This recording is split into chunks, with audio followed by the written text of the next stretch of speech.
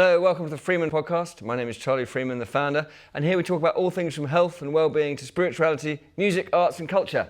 I'm Bailey Lalonde, the managing director, and today we have musician and poet, Jazzi Sirius. Come on down, Jazzi. Woo! There she is. Jazzi, welcome. So, poet and musician, do you want to just give the listeners and the viewers a little bit of background to exactly what it is you do? So, I've always been into music since I was really quite young, but then about 13 kind of fell off of that dream and just wanted to party and do other things. And then about 5 years ago, started singing again, started writing again initially, writing poetry, writing thoughts and feelings, which eventually turned into poems. And yeah, it was all a kind of mad synchronicities that led me to actually start singing again. Because I first experienced your work with, let me get this name right, Politrix, which was a sort of, I think, 5 or 6 minute long spoken word. 9 minutes. It's 9 minutes, is it? Well, I can tell you I watched every minute of that with my mouth wide open because I was blown away by how good it was, and I suggest everyone should check that out. And I understand that when you do gigs now, you might be considering combining your spoken word with your music. I really do want to combine spoken word with the music. I've started rapping, so there's a rap element that comes into my shows now, or will once we can do shows again. But a theatrical element as well, and I've got a lot of different aspects that I want to bring together to make something really kind of powerful. Yeah, I think powerful is the right word. I think maybe at some point in the show we should ask Jazzi to perform something, shouldn't we? I think so, yes. What kind of life experiences and such do you find you explore, talk about mostly in your music? So I think initially my inspiration comes from, I don't want to say sadness because it's a bit of an umbrella kind of term, I guess, but just kind of deep feelings, I guess, and feelings of being unsatisfied with certain things, or the ways that the world is or isn't, or, I've got a potential project, a bit of an exclusive, but one day that I want to call, I never wanted to write love songs because I never wanted to write love songs. When I started writing, I was always obviously love is the most fundamental thing that we're all here for in one way or another, you know? Mm-hmm. But at the same time, I felt like everyone's writing love songs. I want to do something a bit different. Now I write love songs as well because it just happens. You've part got of the experience. And with all the dark, there's the light, and you know what I mean? But I think I definitely tend to write about the kind of, or be inspired by the kind of dark sides of life and of my mind as well. Do you feel like that's a sort of kind of therapeutic practice for you in some sense, to write about the darkness? Definitely. I think that when I first started writing, at all, again, I was actually working in a strip club, and I just started writing, just kind of thoughts and feelings that were just coming up, things about, about my reality, what I was going through at the time, reflecting on things. And so it literally did just start as a kind of therapeutic practice that I never ever planned to share with anyone, any of the stuff that I'd written. And a lot of that hasn't been shared, but some of it's been kind of adapted, some of it turned into parts of Politrix, and some other spoken word pieces, and yeah. And you mentioned that when you were younger, before you got into partying and such, you had been very much into music. Are you classically trained? And So I was very blessed so my mum is an artist and my dad's a musician, and I grew up, kind of broke in London, but working class family. But my mum, I went to reception class in a kind of church school, and then my mum didn't like it. She'd heard about this school up the road that was a state school, but it was based on music. So the headmistress's husband was proper into music and just basically just taught us all music. So everyone had to be in the choir, everyone had to be in the some people were in the chamber choir, everyone had to play an instrument. So I played violin. So I was classically trained till I was 11. had to play Wow. an instrument, had to play the orchestra, I was in chamber orchestra. So I learned to like read music and write music and things when I was really young. And it was really cute, like we used to sing like Aretha Franklin and like Wow. the Beatles and Pop like... songs. So he was just a massive pop enthusiast. He was just amazing, like Yeah. he was amazing pianist and like arranged it all, you know. What a dude. He just kind of believed like everyone can sing, even if you can't sing, you can sing, do you know what I mean? So he It's a great instilled attitude to have. that in us. So I was really, really blessed and I'm so thankful. Like my mum basically just fought for that. She was like writing to the headmistress, like if she doesn't get into this school, I'm not sending her anywhere, you need to let her in. She's, you know, Wow. she's musical. Yeah. That's amazing. And then, sorry, carry on, Benny. Well, you said that then around 13 you got kind of onto the partying path, and what do you think it was that kind of kicked you back into embracing your musical side and artistic side?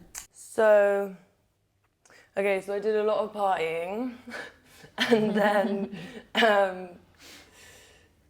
yeah, so for almost 10 years I was just kind of partying, doing my thing, whatever. I also had this kind of idea that actually trying to pursue music or like done a lot of theatre and acting and things like that as well. Like I just thought it was like an impossible dream, so I was just kind of like, oh, whatever, I'll just do something a bit more focused into something else. I ended up doing film for years. But ultimately I had a bit of a mental breakdown. I went to Africa.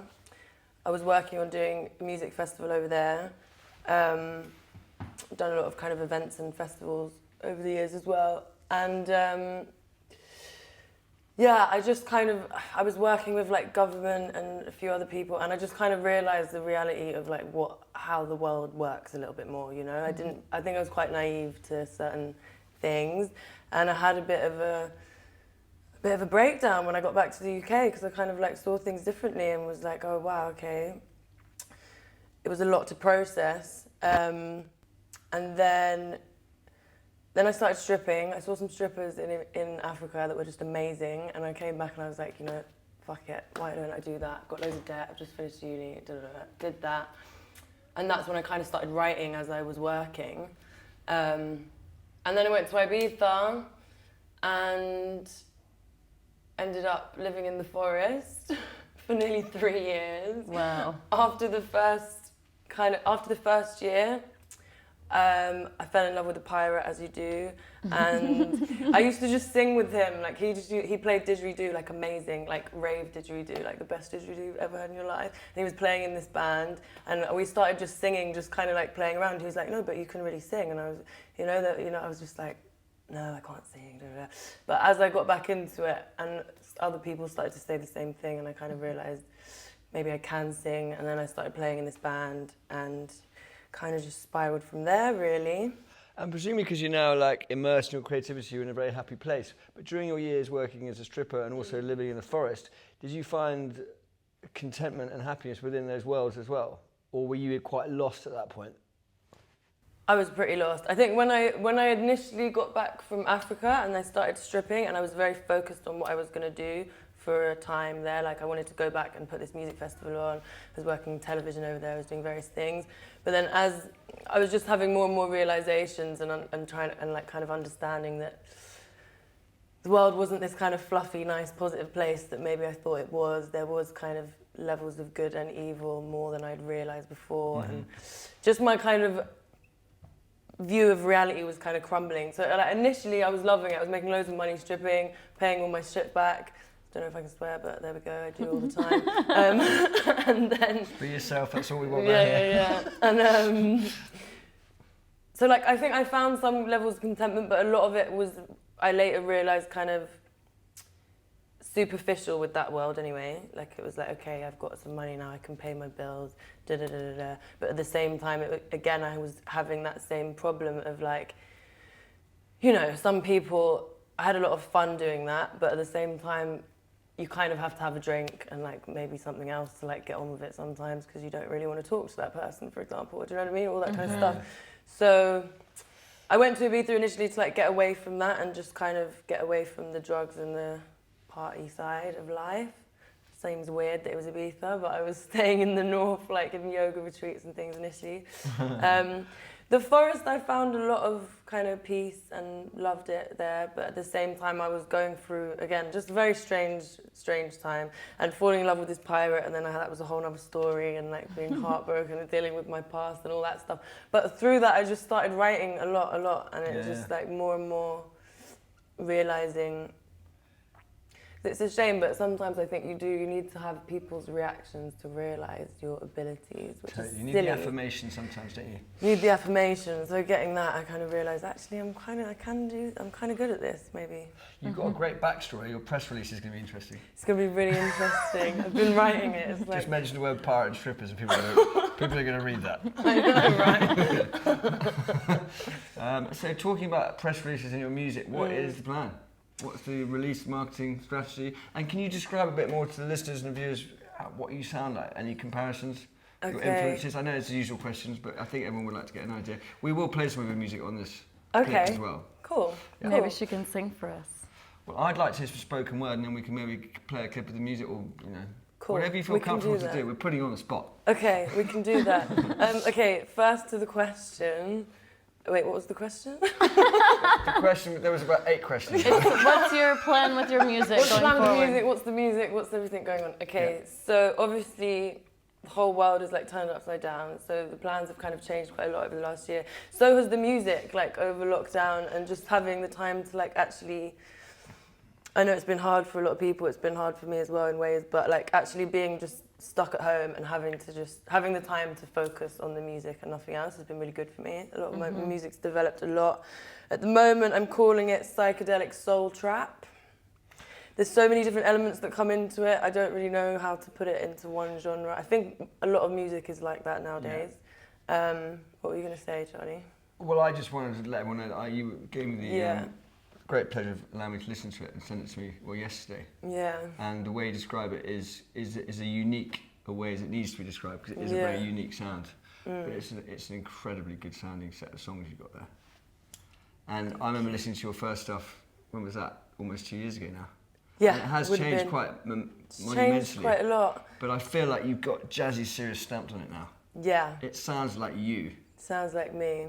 Do you know what I mean? And that's quite a hard thing to do, because you're quite a character. It's been such a journey, you know, like from literally sitting on the forest floor writing like poetry and kind of like ballads, because that's kind of what I started writing, to where I'm at now, which is like kind of a lot more of like an urban, but then a bit of a timeless, but then a bit of a dance, but then a bit of a... It's got so many different elements in there. But it's all elements that I love. Like I sat down at the beginning of lockdown and I was kind of like, I had all these songs and this demo that was good and I liked it, and there's, you know, parts of it that I did enjoy, but at the same time it was like, kind of realised that I wouldn't actually really listen to what I was writing, if that made sense. Yes. Have you ever had that? I have in the past, not a nice feeling. It's not nice. I was just like, yeah, okay, maybe they're great songs, but maybe other people could maybe sing some of them better, I don't know, or like it's more them, like it's not necessarily who I was. You don't feel authentically detached to it, and when you're not authentic with your own music, it's you've got to be. You know, it's like I so meant it, important. but it's like it just wasn't me or where I feel like I'm going. So I feel like I'm kind of grasping that now, which is like a better feeling than feeling like I wouldn't actually listen to any of this. It's terrible. Also, when you authentically connect to it like that, you can't be knocked off your perch by comments or by snipes, because you feel so solid in it. Well, this was exactly my thought process. I was like, I kind of went back to the drawing board. I was like, okay, what do I like to listen to? Yeah. What, like, because I'd rather make an album that I'm like, do you know what? It's badass, and I don't care what anyone thinks. Like, even if nobody likes it, I like it. You know, as opposed to making something I'm like, oh, it's nice, but you know, I've got to kind of play an act to be a bit more like this. It's like, no, I just want to really just be myself. Yeah. So it's a big compliment when you just said that it's like very Jazzi Sirius. That's what. Well, no, I'm very proud of you. I can't wait for you to hear it, really. Yeah, I don't think I've heard much of any of your new stuff. I remember the stuff that you played at the exhibitions last year, see, that's all the stuff which I loved. You wouldn't listen to it? Well, I mean, again, I like it, obviously, and I wrote it, and it means something to me. And I feel like I'll probably take elements of that and use some parts of them songs, but it's just... I found it very soulful and emotional. Yeah. So maybe with your new stuff, are you going in kind of more of a... I don't know, what kind of direction Yeah, so I was going to touch on that a bit earlier actually. So like, I think initially when I started writing and in general, like a theme that runs through my work, like I do kind of explore like the dark side of human nature of life, and like sadness and things like that. But I think I've started to channel kind of some anger as well into my work now, which I'm not a very angry person, but just kind of frustrations or just things that wouldn't normally talk about. I think a lot of artists do that, you know, when you really sit and write and you're honest with yourself about how you really feel about things. So there's definitely elements of a bit of anger, a bit of pain, a bit of understanding myself. I think that's important. I feel that part of the role of being an artist is expressing those things and talking about things that are less comfortable to be talked about and starting conversations that need to be had and aren't really being had, because we're obviously at a pretty crazy pivotal moment in human history, and if you look back at human history, it's generally the artists that catalyze important conversations and shifts in consciousness and awareness. 100%. So I'm glad that you're tapping into that and really speaking your truth in that sense. Yeah, I think that's just kind of the main thing that I'm striving to do, is just be as honest as I can and like just embrace all the aspects of me, obviously, because I'm living from my perspective, this reality. But for all of us, like, I think we need to like, you know, take accountability for certain things, be compassionate to like ourselves and like to everyone else. Like we all have such different views on certain things, different experiences, but ultimately we have all these the same of the different experiences, do you know what I mean? And like we all have a reason for feeling the way we feel. We all have a story that maybe I don't know your whole story, but like, you know, it's like just taking a step back sometimes and being like, okay, maybe I don't agree with that, but you've got there somehow. But finding that commonality in those raw human emotions that we all share to some level, that sadness, that grief, that anger, all those things that all of us can relate to. And that's why music and art and conversations like this, or any kind of conversations about these topics, are so important. Because people, for some reason, tend to avoid talking about these things, tend to run from them. Well, me the first to avoid it, and I think that's where writing became such a catharsis. And like initially, like I said, like I didn't plan to share any of the stuff I was writing ever with anyone. Like just like the thought of it probably would have terrified me at that time. I think I was writing things, I was like, oh my god, if anyone found my phone, do you know what I mean? Like just thinking. Put me in a nut house immediately. But I think, but we forget that like we feel like these stories are so personal to us. But actually, usually when we share them, we realise how similar they are to somebody else's story. Do you know what I mean? So it's like, as I started to slowly shake with my voice and get these things out, I realised how much they were resonating with people, and it was just like, wow, okay, we're actually, do you know what I mean? You get that, even if your perception of what I'm saying is something a bit different, tailored to your story, it's still, that's also something I like to try and do with my writing is, I don't know, sometimes I can be quite specific, but I like to try and leave space for people to interpret in their own way. That's something And by delving into something that's so personal and raw and that you're even maybe scared to talk about, then you resonate with other people on that deep level, because it seems like everyone's got kind of dark truths that they don't really want anybody to know about and just keep under a facade of sorts.